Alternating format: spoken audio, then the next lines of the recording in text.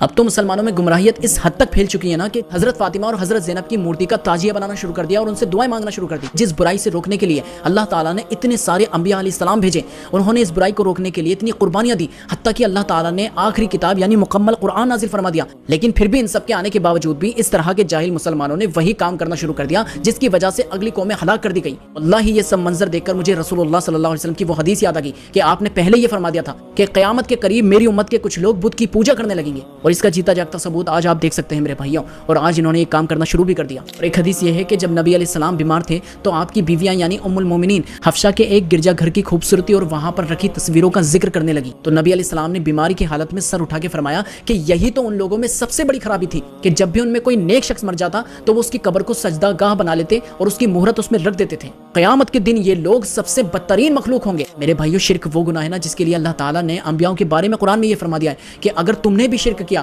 تو تمہارے سارے اعمال برباد کر دیے جائیں گے اور تم خسارہ اٹھانے والوں میں ہو جاؤ گے. اب ذرا سوچیں، ہم تو پھر بھی نبی کی امتی ہیں، اگر ہم نے بھی شرک کیا تو ہم کس روب میں ہیں کہ کیا ہمیں چھوڑ دیا جائے گا؟ میرے بھائی، اللہ تعالیٰ نے قرآن میں یہ واضح سب کے لیے فرما دیا ہے، انہ من یشرک باللہ فقد حرم علیہ الجنہ ومأواہ النار. جس نے اللہ کے ساتھ شرک کیا اس پر اللہ نے جنت حرام کر دی ہے اور اس کا ٹھکانہ جہنم ہے. اور آج میں سمجھتا ہوں نا کہ اس گمراہیت کی سب سے بڑی وجہ ان کے اپنے مولوی ہیں، جنہوں نے دعوت تو یہ دینی تھی کہ ایک اللہ سے مانگو، لیکن افسوس کی بات یہ ہے کہ انہوں نے خود بھی مزاروں پہ جا کے یہ دعائیں مانگی یا غوث المدد، اور عوام کو بھی اس میں مبتلا کر دیا.